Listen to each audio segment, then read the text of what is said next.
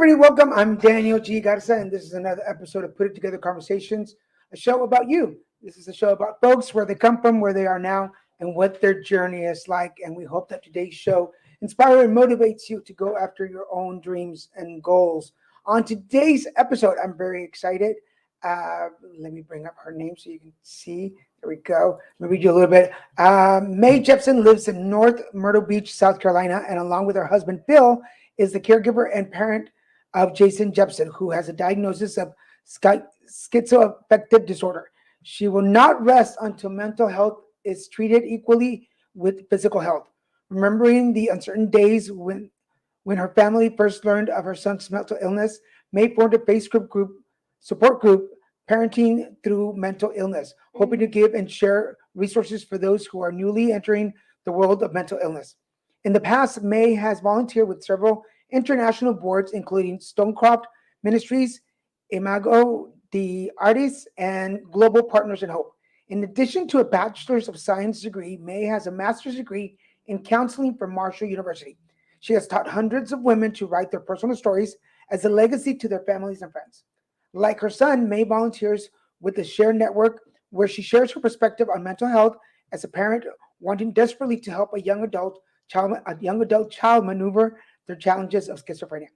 Maye serves on the advisory board of students with Psychosis because she believes in the importance of shedding light on mental health issues with the youngest to the oldest consumers. And before I bring her on, I want to remind everybody you are watching us on Facebook, LinkedIn, YouTube, or Twitter. And if you are watching us on YouTube, do me a favor, scroll down, hit that subscribe button and the notification bell so you know when new shows are coming on. And without further, hello, Maye. Hi,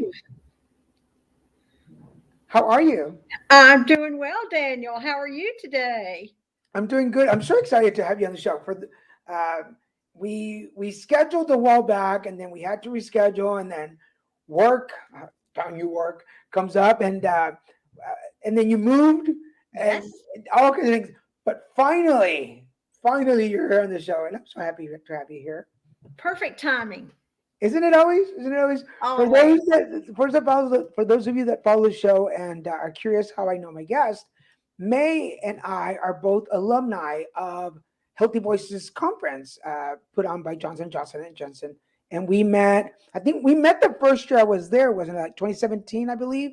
Yes, Right? that's correct. And how did you get to Healthy Voices? Well, I got there because of my son, Jason. Jason has shared his story of living with schizophrenia um, on several different avenues and different media outlets. And so we were invited to come together, I as his caregiver, and I also edit some of the material that he puts out. So we were invited to come to Healthy Voices together. He had shared his story through the Share Network and done some work with Jansen, and so we were invited to come, and it was a wonderful experience.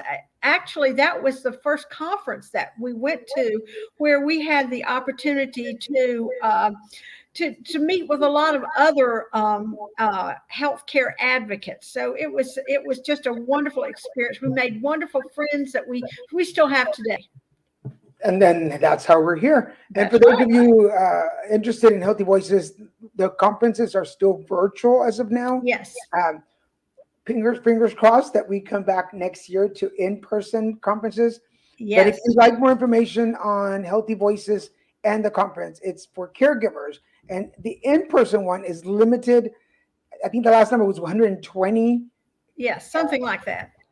advocates, but the virtual is open to everybody. So if you want Right. more information, please reach out and we'll give you more info on that. But let's get into the reason we're really here. I want to hear your story. I've heard part of your story in Healthy Voices and through other interviews that you do, but I want the folks to hear about you. So Maye Jepson, tell us how you put it together. Okay, thank you so much for having me, Daniel. I am grateful for the opportunity to share my story and Jason's story with your audience today. I had a background in counseling. But I had not done that for a number of years in a very active way. I stopped working full time when our sons were born, and that's been quite a few years ago. And just did a lot of volunteer work on a national and even international basis with some national boards, and enjoyed that work very much as a full-time volunteer. And then our sons were uh, young adults, and Jason had decided that he was going to join the Army, which he did. And that's where Jason received his diagnosis of schizoaffective disorder. And I can tell you that even with a counseling background, it was a total shock to us when he did receive his diagnosis. He was in the Army. He was stationed at Fort Irwin out in the Mojave Desert, not very far from where you are, in California. And we just got a call from him one afternoon. It was a beautiful fall afternoon in Virginia where we were. And Jason said, "Mom, guess where I am?" And I just assumed, well, you're in California. And he said, "Mom, I'm at the Balboa Naval Hospital." Well, I thought, well, maybe there's been an accident or something. And he said, "No, Mom, I'm in the psych ward. I've been diagnosed with a mental illness." And to tell you that I was shocked is an understatement, because I was just absolutely paralyzed with that news. Even though I had a counseling background, as I said, it was as if it was something that I never thought would really touch our lives. And I know today that many families, 1 in 4 people, are touched by mental illness in their families. But for some reason, I just didn't even give it a thought that this might happen to our family. And so we began a struggle to get Jason the help that he needed. And so my husband and I became his caregivers. And that has been a journey that has had a lot of ups and downs, a roller coaster ride, if you will, wonderful days and terrible days, all packed into one journey. Jason is doing very well now, and he always enjoyed writing as when he was in high school and when he went into his first years of college. And so he has continued to write about his mental health diagnosis, and I serve as his editor. He's had some quite a bit of success about writing first-person accounts, what it's like to live every day with a severe mental illness. And he's touched a lot of people's lives, and this has given him some purpose. And the caregiving has been something that's kind of come out of that. And, we just decided that let's make our journey something that will help other people. When someone receives a diagnosis, whether it's a physical diagnosis or a mental health diagnosis, there has to be a decision is made about who you're going to share that with. And in the case of mental illness, so often people decide not to tell anyone. Let's just keep this a family secret and we'll deal with it ourselves. But in our family, we did not make that decision. We decided that we were going to share this with our friends and families because we needed their help. My husband and I went to a family support group early on, and I remember the facilitator of that group saying, "You are going to need an army of helpers on this journey."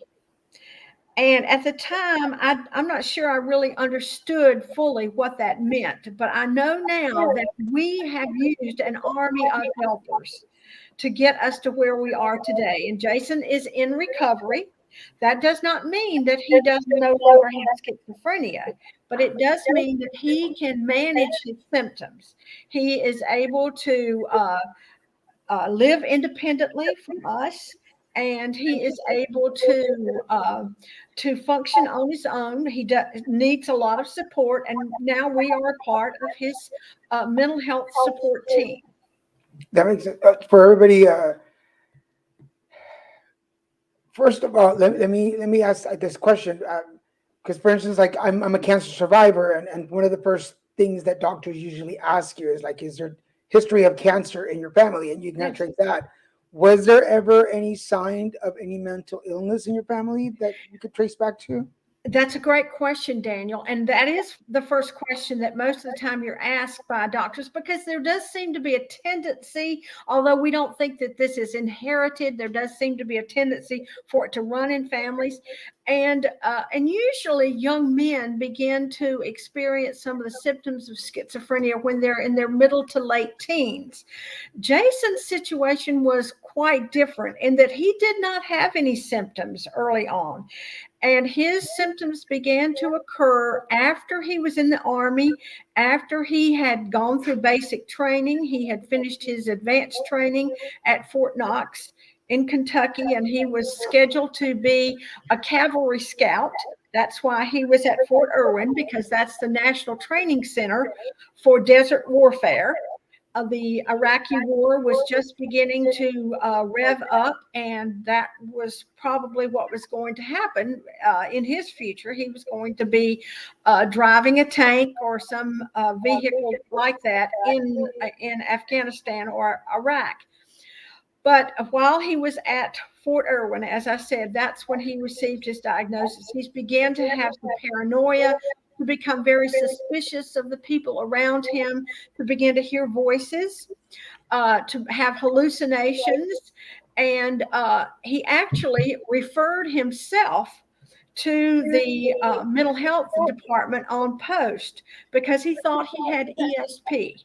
And he thought if he had ESP, he could really help the Army because he could use those special powers that he had to help the Army. So he self-referred himself to the mental health department. And of course, they quickly realized that this was a very serious mental health condition that he was dealing with. So that's part of the shock, was that Jason did not have any early symptoms. And we look back on our family and think, yeah, maybe Uncle so-and-so was a little strange or a little weird, but there was no one in our family who had been diagnosed with schizophrenia at the time that Jason was diagnosed. And I think that's we hear that a lot about in the Latino community. Yes. Because in the Latino community, for those of you watching, there's still the stigma and shame surrounding anything that has to do with mental health. So we just don't talk about it. Right. Tia Maria is just a little weird, and we just leave her alone. There's depression is cured by getting a job or staying busy, and mental health. Go do something. You're just bored. Go do something. Exactly. I don't know if this question has ever popped up, but in the Caucasian white community, does that kind of stigma exist? Absolutely. And, we were just really a kind of a middle-class family, probably kind of boring in a lot of people's eyes. But, my husband worked for the school system, and I had been a teacher and a school counselor, and we just had lived kind of run-of-the-mill lives. And we knew people, of course, who had diagnoses of mental health conditions, but I really didn't have any direct contact with anyone like that. And it was shocking to hear this. And I remember one of the doctors that I talked to from Balboa when Jason was first hospitalized, and she said so often in a middle-class family like we were, she said, parents try to keep their children from experiencing a lot of stress. And she said, you and your husband have probably worked really hard as when Jason was in high school and his young adult years to alleviate stress and to make his life as comfortable as you can. But schizophrenia can be one of those things that's right underneath the surface. And it is a brain disease. And it's right underneath the surface. And not until a person is put into a situation where he is fully dependent on his own resources, he has to fend for himself, and sometimes that stress will bring the schizophrenia to the surface, and that seems to be what happened in Jason's case. Yeah, because I was going to say, based on the stats that you just gave us, that 1 in 4, yes, we are probably related to dating somebody, working with somebody who's probably right there at the surface. And absolutely, we don't know. uh, before we continue, I want to remind everybody you are watching Put It Together. I was going to say you are watching Put It Together Conversations. My guest today is mental health advocate Maye Jepson, and we're talking about diagnosis, looking for help, and disclosing and stigma. Now, because you're here, we're always curious also in our shows about the caregiver side of things, because obviously there's a lot of facts people can, and I'm going to show you some websites before we leave, folks, but we can always look up information, facts, numbers about people who are diagnosed. But still today there is very little information out there about the caregivers, and I want to dive into that, if you don't mind, a little bit. Yes. Because you mentioned about you and your husband decided to be the caregivers. How and is there a transition from mom to caregiver? And now that he's older, have you been able to transition back to mom, or are you still in that slash space? Does that make sense? That makes perfect sense. And Daniel, that is a wonderful question because it has been a transition. Jason is a young adult now. He's in his late 30s. And our relationship is not the same as it was when he was in his late teens and early 20s. And so he has to be treated like an adult. My advocacy has grown around family mental health advocacy, because I believe that when a family member is diagnosed with a severe mental illness, it doesn't just affect that person, it affects everyone in that family. Everyone in that family has a part to play in helping this person and being a part of their care team. So that's why we're open about Jason's diagnosis. When he was first diagnosed, there were a lot of really hard days, I have to tell you, because he was not compliant with taking his medication. He did have to be committed. He was a danger to himself. He was a danger to us. And so we had to take some drastic steps.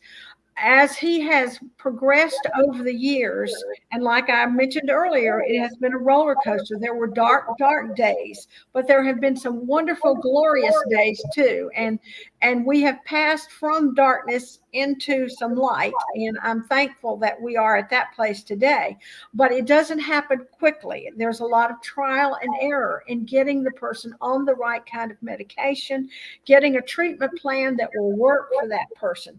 So just as any parent has to deal with their children at different stages, I can't treat Jason the same way I would have treated him when he was younger. When he was younger, if he had a sore throat or some other physical ailment, I might say, here, take this pill. And he would naturally take it because mom said you have to take this. Well, when you're dealing with a young adult, the answer is, I don't want to take that pill, maybe sometimes. And when you're dealing with a mental illness. And so he had to come to terms with his mental illness to reach a place of acceptance. Yes, I do have a mental illness, and the only way I can reach a place of recovery is if I cooperate. So we have worked through a lot of issues surrounding that. And so the way I talk to Jason today is not the way I would talk to him when he was younger. We still talk on the phone a couple of times every day. I try to get a sense of how he's feeling. Is he feeling up? Is he feeling good today? Or is this maybe a down day for him? I ask him, has he eaten? Sometimes he forgets to eat. And that can be a trigger that will cause him to experience some of his symptoms. So I want to make sure that he is now on part of his treatment plan includes a monthly injectable. So I don't have to be so concerned about did he take his medication today, because he takes an injectable once a month. And so we don't have that issue to deal with.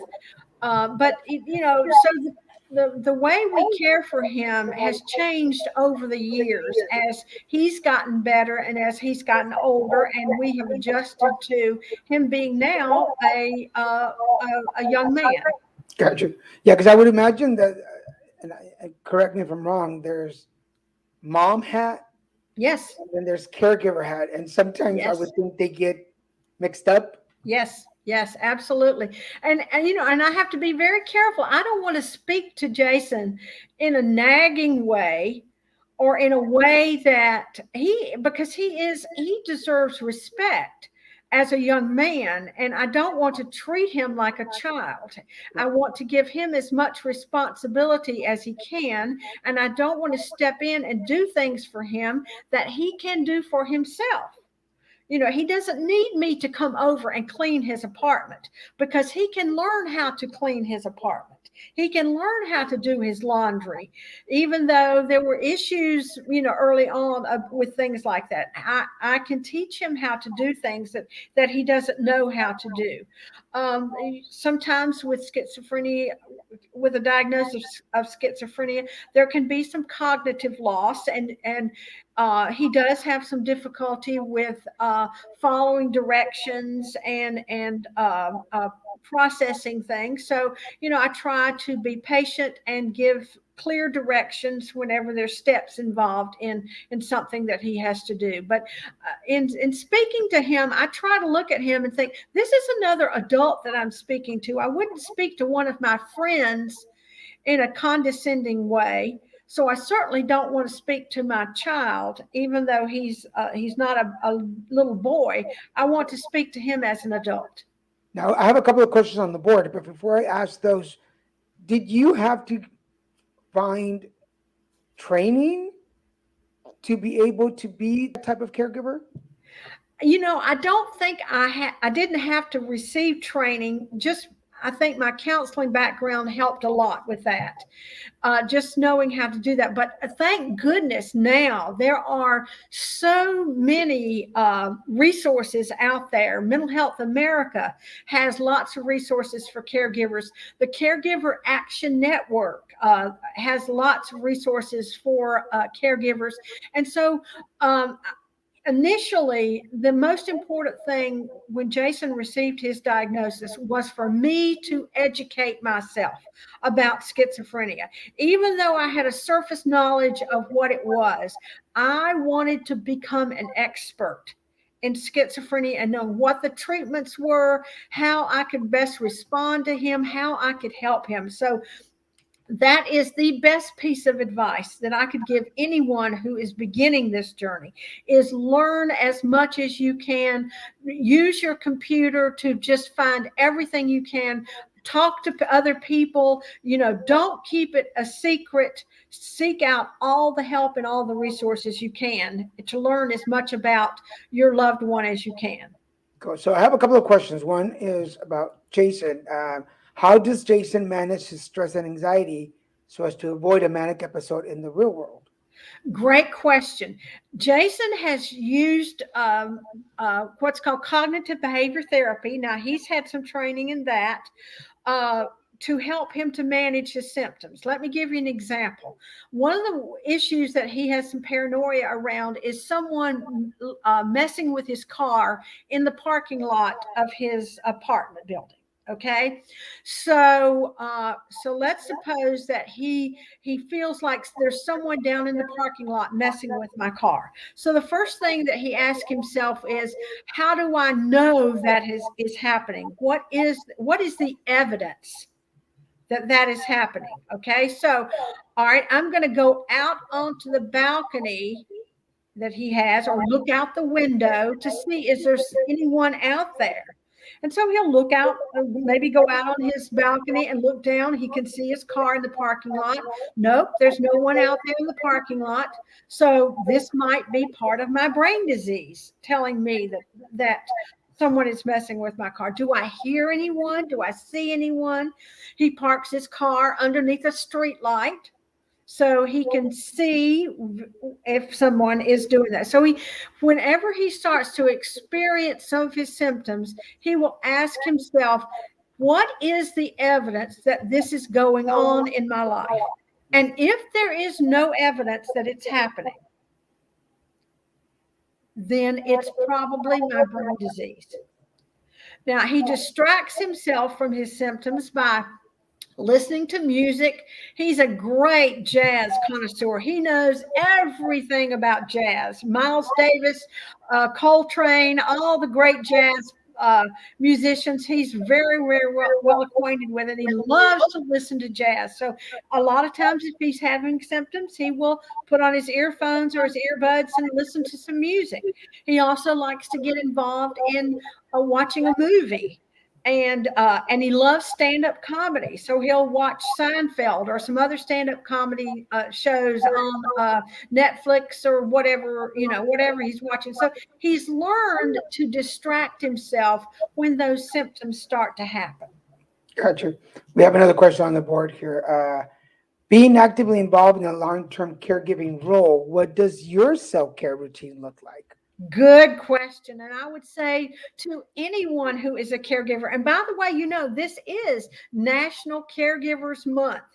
And so I think the timing of our conversation here is just perfect, because this is a time of the year when we do concentrate on caregivers. And that's the most important thing I believe that a caregiver can do, is to be sure that you compartmentalize a part of your life so that you are taking care of yourself. And I do that through a number of ways. I like to be involved in some sports. I like to play tennis. I like to play pickleball. I like to read. I have an identical twin sister that I'm very, very close to, and we like to go out to lunch and go shopping and things like that. So it is so important that a caregiver take time for herself or for himself, and just indulge yourself just a little bit. So Jason's dad and I are very, very close. We enjoy doing things together, going out to dinner and other activities like that. So that is absolutely a major priority, is for a caregiver to take care of themselves. I like the fact that you mentioned like everyday things that you can do, like just go to lunch, just go shopping, just go play a sport, because a lot of times for caregivers, they're giving these like, oh, you should like go up and get a massage and go to the spa, or go over, and sometimes things you're not able to do. Like for instance, during lockdown, going to a spa, going to a massage is not the best thing. Go for a walk. Yeah. It doesn't take any time to go for a walk. Or, I love to play games on my computer. I'm a great canasta fan. I love to play solitaire. I love to play bridge. So just doing things that I like to do. That is so important. It kind of helps me to keep my head clear when I'm involved in doing things that I enjoy doing. Now, do you seek or do you have a therapist or? I have had. I think that is, yes. I absolutely advise anyone who is a caregiver to have your own therapist, someone that you can see on a regular basis. And that's one of the things that we want to advocate for, is that caregivers will have resources too, such as insurance that will pay for them to have therapy while they're taking care of their loved ones. That's really an important thing that I think we need to push. Most insurances now will cover some form of therapy. But, if you can't afford therapy, have a friend, someone who is your partner, or someone that is just a close friend that you can go to lunch with, or that you can spend 15 minutes on the telephone with and just talk to. That is just so important, to be able to talk to someone about what you're experiencing in your life with the loved one that you may be caring for. Yep, I that part I totally agree with. When I was going through cancer, I would text some of our friends. Christian, my partner, was my caregiver, and I would text my friends. I'm like, "What are you doing? Come take Christian out for lunch." And I would Venmo them or something money. I'm like, "Here's some money. Come get him. Go take him to lunch." Because I knew, as an advocate of an HIV advocate for so many years, that the caregivers needed some Oh, away yes. time. Go talk about something that's not cancer and get away Yes. from it. Does that make sense? Absolutely, absolutely. That's why I think, a walking partner, someone who go for a neighbor, anyone who'll go for a walk with you, and you can just do that. I'm a big advocate too of showing gratitude in your life. And one of the things that I've done for years is to keep a gratitude journal. Many, many, many, many years ago, I remember that Oprah. Uh, Introduced me and maybe some others to the idea of a gratitude journal. And so every day, at the end of the day, writing down 5 things that you're grateful for. And it doesn't have to be a long summary of what went on in that day, but 5 things that you're grateful for that happened that day. And it can be as simple as, today I went for a walk and I saw the first daffodil of springtime. Or today, Jason didn't call me at all today because he could handle things on his own. Or just some little something. My neighbor came over today and brought muffins that we enjoyed with a cup of coffee. Just something that you can write. And, I remember writing down someday, I'm just so glad this day is over. That's something to be grateful for sometimes. But writing down, and if you can't start with 5, start with 3 things that you're grateful for, and just living in gratitude. Even though you're going through a difficult time in your life, it sort of recenters you and refocuses you on that there are other things going on in life. I also would add that I have a strong Christian faith, and that has been a wonderful, wonderful help to me through meditating and scripture reading, and friends who have been prayerful along with me as we have gone through this journey. And I cannot say enough about what that has meant. So I would encourage anyone to contact someone who shares your religious faith, whatever that is, or who can give you some spiritual help, whatever that might be. I always, with my clients now that I do spiritual coaching, I encourage them to find a mood buddy. Yes. And a mood buddy, for those of you who are not familiar with the term, is just somebody that knows you, understands you, knows what you're Yes. going through. You don't have to give them all the long story, but you can just call it. Absolutely. You can just call up and say, "May, I'm having a great day, and here's why." Or, "May, I'm having a horrible day, and here's what And happened." here's why. They don't ask questions. They don't need the backstory.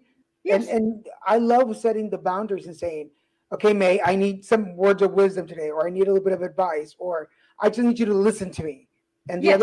your mood buddy is just there and goes, "Okay, I that's what love that. Your mood buddy. That's perfect. that's what I'm here for." And so, if you folks watching or listening, if you don't have a mood buddy, I have several, and Get a mood buddy. for different things in my life. I have several friends that I just text, and I'm like, "I need you for 5 minutes. I just need you to listen and let me vent and get it out of my system, and I'm done." So I want to remind everybody, you are watching Put It Together Conversations. My guest today is mental health advocate Maye Jepson, and we're talking about uh, caregiving, training, and cognitive behaviors, and just how to take care of yourself too. Um, I have another question on the board for you, and it says, "Were there signs of Jason's condition, perhaps prior to his army experience, but perhaps the symptoms were just very mild or easily mistaken for a lesser issue?" Oh, that's such a great point. And that's a wonderful question, because as I did mention earlier, that a lot of times young males will begin to experience some of the symptoms of schizophrenia when they're in their um, uh, post-adolescent years.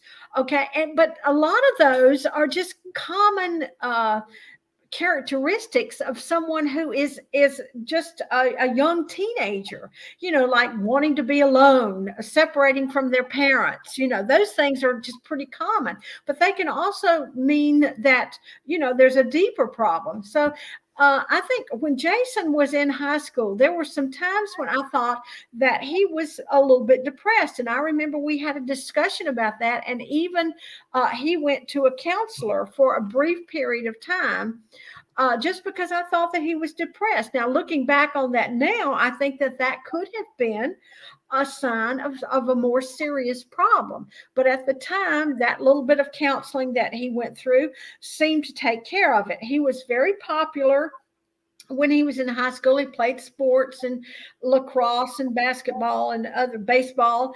And so he had a lot of friends, but there was, as a mom, I just sensed that there was something there going on. And so I suggested some counseling, and he went for that.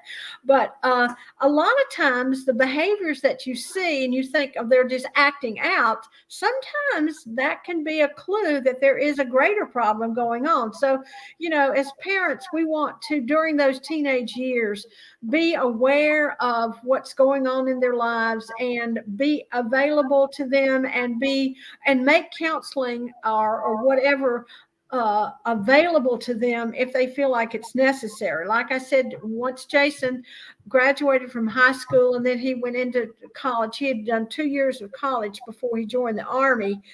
And by that point, he was living on his own, and we didn't see him as often as we had earlier, when he really began to experience his worst symptoms of schizophrenia. By that time, he was in the Army, but the paranoia and thinking that people are talking about them and hearing voices, if I think if we had been near him during that time, we were in Virginia, he was in California, maybe we would have picked up on some of those symptoms earlier. But Jason did not have a lot of symptoms early on, but some people do. Some people even go on medication earlier and don't get their final their diagnosis until later on, because it is difficult to diagnose, and doctors are hesitant to put a label on someone at an early age, and you can understand why they would not want to do that. So sometimes getting the correct diagnosis is difficult in the beginning. Gotcha. So, how many years now since his diagnosis? Jason was diagnosed in 2003, so we're Oh, wow. coming up on 20 years Wow. since he was diagnosed. So here's a question: what have you learned about yourself in these almost 20 years? Oh, I'm a lot stronger than I thought I was. I am, and I think I'm more flexible than I thought I was too. But I've said this before when I've talked to people and talked to different groups about mental illness. No parent ever looks into the eyes of their newborn baby and thinks mental illness. It's a shock. It's a surprise to any parent who ever hears those words. And nobody wants to hear that. And when it happens, it's a huge shock to your system, to your whole family. But what I want to do is to let people know that there is hope. We have a stereotypical idea of what it means when someone is diagnosed with a mental illness. We think that they're going to be homeless. We think that they're never going to have a job, that they're going to always need a lot of help. And those things are not necessarily true. And Jason, Daniel, that he presents very well. In fact, if you saw Jason, you would have no idea that if you looked at his face, if you looked at him, you would not know that he had a mental illness. And so people deal with this differently, but I think openness has been the best approach that has helped us the most. And so I want people to know that there is hope by finding the right treatment plan. And again, it took us a few years to find the right treatment plan. Jason's treatment plan now includes seeing his psychiatrist on a regular basis. It includes that once a month injectable, and he's hoping to go to a once every 3 month injectable before too long. And so those are all a part of his treatment plan. He has a plan in place for knowing what to do when he starts to experience symptoms. And all that didn't just happen in a matter of 2 or 3 years. That's taken a long time to put this into place. So, but I want people to know that there is hope. I felt very hopeless when Jason received his initial diagnosis. But now I know, because I've educated myself, I know that there is hope out there. I know that it is possible for someone who has a severe mental health diagnosis to get to recovery. It doesn't happen for everyone, but improvement can be seen. Improvement can happen. And I want to spread that message to people. Well, I think along with strong and flexible, I would add in there resilient and resourceful, because you are an Yes. encyclopedia of knowledge. Every time you answer, you have a little extra nugget of information that you throw at us. And that's really cool. That just shows a lot of passion too. So I applaud you for I that. do have a, I do, I agree with you, Daniel, on that. And, I haven't always had that. I mean, again, this was not what I planned to do at this stage in my life. Look at me. I'm a grandma. I love walking on the beach and just having a carefree life. And I didn't expect to be doing mental health advocacy at this point in my life, but I love my life now. I love being able to talk with people and give them hope if they've just received the same diagnosis that we got with our Jason those 20 years ago. I read a little essay one time, and I've remembered it so often. It's about this, and you may have heard the story too. It's about this woman who wanted to go to Italy, and she just loved everything about Italy. She had never gone before, but she just was fascinated by the country of Italy, and so she even found out that she could make a trip to Italy. So she really began to take some Italian language classes, and she began to learn how to cook Italian food. And she could hardly wait until the time when she would get to take her trip to Italy. And so finally the day arrived, and she boarded the plane, and she flew across the Atlantic Ocean, and the plane landed. And the stewardess came on the airplane, and she said, "Welcome everybody to Holland." And she said, "Well, Holland, this is not where I wanted to be. I thought we were going to Italy." But she ended that essay by saying, "I learned that Holland is a wonderful place. There are amazing people here. They have windmills and they have beautiful tulips." And so that's the way my life is. It's not what I thought it was going to be, but you know what? It's wonderful. I have met some of the most brave people. I have met advocates who are just outstanding and who will never stop in their advocacy, in their efforts to help other people.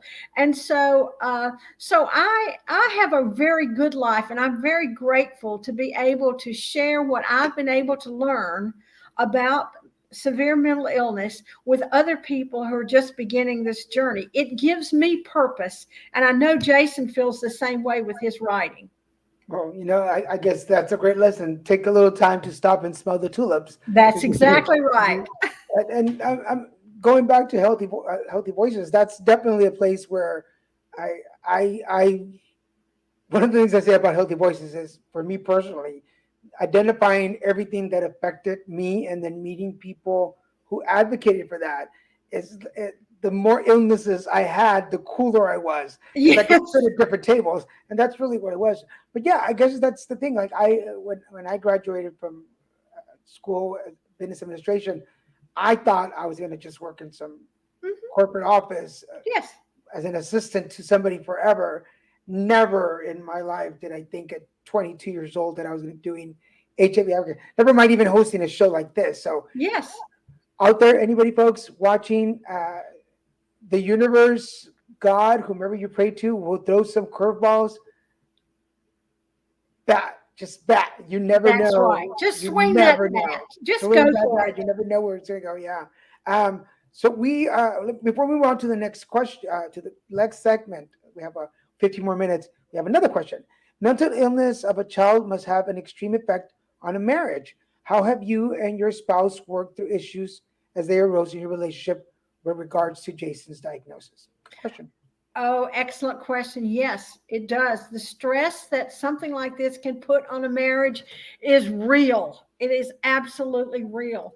And, my husband had a full time job. He worked in central office administration for the county school system and was also a teacher, professor at a local university, teaching graduate in the graduate school during this time. And so one of the things that we did find out about, though, was and we found out about this through our county mental health department, was that they had a resource. It was a family group of parents who were dealing with a young adult who was not taking their medication.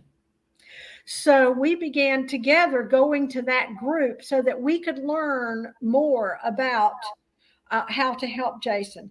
But that's absolutely true that it can put a lot of stress on a marriage. And I think you have to have a determination that you are in this together. And I'm sure that there are many, many marriages that break up because of something like this. But it's a matter of what is the priority. And in our lives, Jason is the priority. And taking care of him is the priority. This is not what we thought would happen in our lives when our two sons were raised into adulthood. This is not where we thought we would be, but no parent knows exactly how life is going to turn out. But yes, it can put stresses on a marriage that can cause it to fall apart. I think being open, honest, working through who's taking the most responsibility. There were days when I thought I'm doing everything. I'm sure there were days when my husband thought I'm doing everything. She's not doing anything. So it's important to have clear channels of communication all the time and taking time for yourself, going on little trips, even if it's just a little day trip. If you can't go away for a weekend, just take a couple hours and go out together so that you can continue to reconnect with each other and know what the enemy is. It is, you are not the enemy. This brain disease is the enemy, and we want to help together. We can do more than either one of us can do apart. That makes sense. Before I go into the last segment of the show, it's kind of like when I was diagnosed with cancer, the one of the very first nurses that took care of me, Christian and I have always had a very twisted sense of humor. So we like to really nag on each other and make fun of each other. But that's kept us together 9 years. But I think in that first treatment, the first chemo treatment, we were on each other, making fun of each other for some reason. And the nurse said, if you can keep the sense of humor through your treatment, you will make it. But if you start cracking up, if you start cracking through it, you're not going to make it. And up until the very last day of my treatment, we have always, and still today, we love teasing each other, and that's kept our relationship. Yes. But for anybody out there, in addition to what Maye just said, I would add, keep a sense of humor. Keep a sense of humor. It will definitely add, because if you, at least for us, keeping everything so straightforward and in the box and serious, that would have broken us up. We would not have survived. My husband, Jason's dad, has a fantastic sense of humor. And I can tell you that sense of humor got us through many, many, many days and continues to do so. Oh, yes, we do a lot of laughing in our family. So I agree with you. So we're coming down to the last 15 minutes of the show. And this is the part of the show where I ask my guests to share some words of wisdom. So, Maye, what words of wisdom do you have for the audience? I think that the most important thing I would say to someone is don't give up. There are so many days when you will feel defeated. You will feel like you are not making a difference at all. You will feel like this problem is way too big for you to take care of. Don't give up. Your loved one is depending on you, even though they may not be able to show it because of this brain disease. Don't give up. And the second thing I would add is don't take their symptoms personally. They will say things to you that break your heart. Don't take it personally. It is not your loved one talking. It is the brain disease talking. That brain disease has taken over them. Don't take that personally. Your loved one cares about you. Deep down, there is still that love, and that person is still there. And you are fighting to help them let that person reemerge. So don't give up, and uh, don't take the symptoms that they act out. Don't take those personally. Uh, I would say to you, stay connected. Stay connected with your family. Stay connected with your friends. Don't put those things by the wayside. Stay connected with your faith. Stay connected with your clergy or your spiritual advisor, anyone that has an impact on your life in that way. I would also say to you that remember that it really does take an army of helpers, both now and forever. And so don't hesitate to bring it up. There will come a day in our lives when mental illness will be viewed exactly the same way that physical illness is viewed. If I said to you, my friend Daniel, I was just diagnosed with a lung disease, you wouldn't hesitate to show your compassion and your care and your concern for me. We are approaching the day when we can say, my son has been diagnosed with a brain disease, and people will still approach us with that same love and concern and care. And that day is going to come. I will not rest until I see that day. And I hope to see it in my lifetime. If I don't see it in my lifetime, I still know it's going to happen. That's awesome. It's going to happen. And let me just say, well, first of all, before I continue, before I tell you my story, because if I cry, I want it to be at the end. But this is the Facebook page. If you want to go check it out and join it, Parenting Through Mental Illness on Facebook, go check them out. One of the pages that I mentioned, here it is the SWS NGO. And to give you a little feedback on who they are, it is Students with Psychosis is a 501c3 nonprofit Yes. that empowers student leaders and advocates worldwide and their families through community building and collaboration. They provide over 160 plus hours monthly of virtual programming at no cost to their student leaders and advocates, with at least 5 to 6 hours facilitated each day and opportunities to get more involved. So please go to the website and get involved. And their mission, here it is, their mission. Students with Psychosis empower students, leaders, and advocates living with psychosis worldwide through community building and collaboration. I love that. Their goal is to expand mental health and brain health advocacy at the college level to ensure psychosis representation, including a global perspective.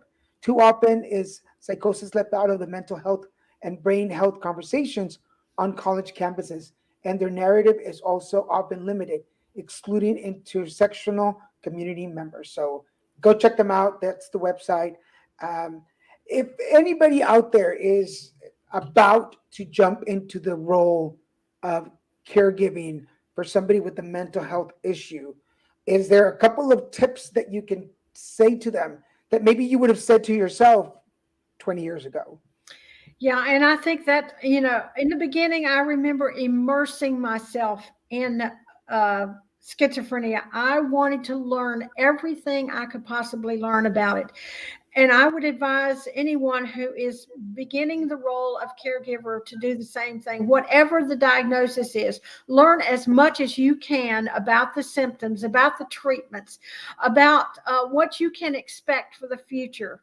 The prognosis for the future for your loved one. Learn as much as you can so that when you go to, as a part of your loved one's care team, when you visit the doctor with them, you can speak in a knowledgeable way. You can let the doctor know that you have done your homework.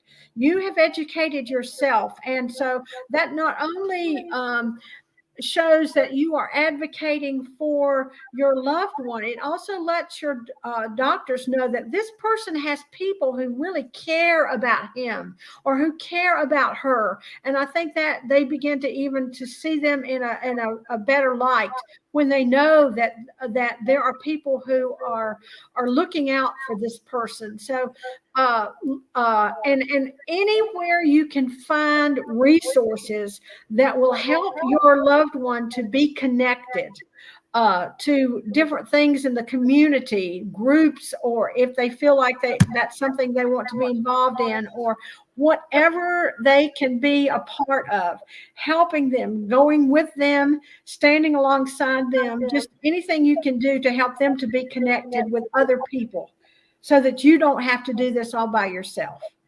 Excellent. Thank you. Yeah, I think a lot of times, and this is something that we learn in Healthy Voices, is as an advocate, walk in full of knowledge. Walk in with Yes. this. It's better to walk in with more information than you need than, because sometimes doctors, not all the doctors, but there are times when doctors will take advantage of the fact that you don't know everything. Yes. And you don't want somebody else's agenda to influence your or your loved one's caregiving. Exactly. And it's okay to ask questions to the doctor. You know, how long do you expect him to be on this medication? What are the side effects of this medication? Can we call you if we have a question? Those are legitimate questions. So never feel hesitant to ask questions to the doctor. That's a really important part of being a good caregiver. Yeah, I think that's really important when it comes to matters of mental health, to be a little over prepared, to be a little, Yes. because for instance, I know that I have PTSD, health related PTSD, but a lot of times, like when I was going through chemo, they were like, "Oh, it's just chemo brain. You're just going through the cancers." And I was like, "No, I think there's a little more to that. I kind of know my body." But to be prepared and to put out terminologies that doctors will use, that they recognize, puts you at that same level. Like, okay, Exactly. we're in this together. We're a team. Let's work together. So Right. definitely. For everybody who's wondering, this is Healthy Voices. This is where May and I met. And so go check them out.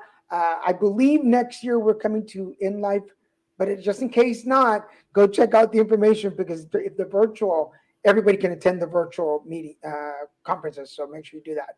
And I said this because one of my best memories of you is, I think it was the first time we met, and they usually sit you in tables with different people. And at one particular time, I was in the same table with you and Jason. And I think I talked about my mom, and it kind of brought a tear to my eye. And you gave me a hug, and it was one of the sweetest hugs ever. Like you could tell you were a mom without, like, how do you tell me you're a mom without telling me you're a mom? It was the hug. And ever since then, I've just had this really lovely connection with you, and I just adore you. I think you're just so cool. And Daniel, I love you. I love you, my little Mexican. I was hoping you'd say that. I love you, my little taco man. That was what I wasn't going to bring it up, but that was you were one of the few people at the conference who called me that, and then other people started throwing that in. For those of you that don't know me well, I love tacos. I will find any excuse to talk about, mention, eat tacos. And May was one of the first people that called me a little Mexican. Yes, you're my little taco man.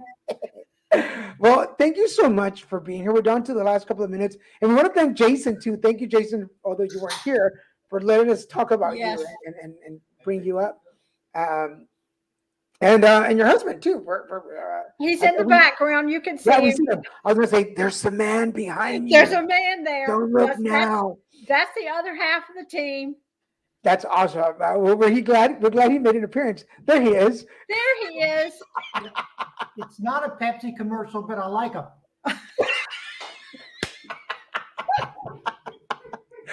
I can't find a better way how to end the show than that way.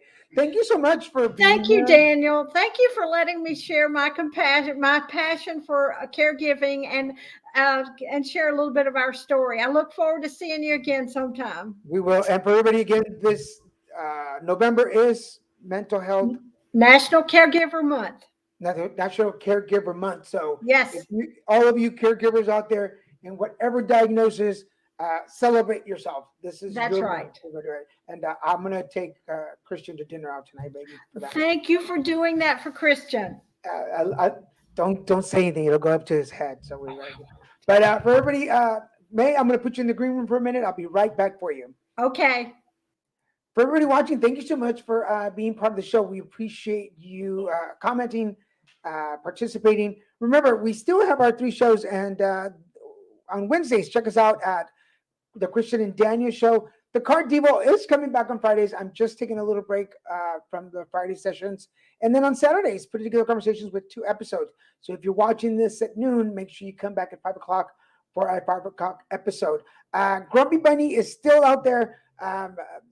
We've talked about some of the things that are changing within Bunny 17 Media, which is my publisher, but you can still find the book at some of these outlets. So look for it before we will come out with the 2nd edition and the Spanish edition. So thank you for joining us. This is Put Together Conversations, a show about you, where you come from, where you are now, and what your journey is like. And we hope today's episode has motivated and inspired you to go after your own dreams and your goals. If you're watching us on Facebook, LinkedIn, or Twitter, thank you for joining us. Make sure you share this with your friends. If you're watching us on YouTube, do us a favor. Scroll down, hit that subscribe button and the notification bell. It'll let you know every time there's a new show on the air. Thank you so much for joining us. Thank you, May, for being here. And we'll see you folks next time.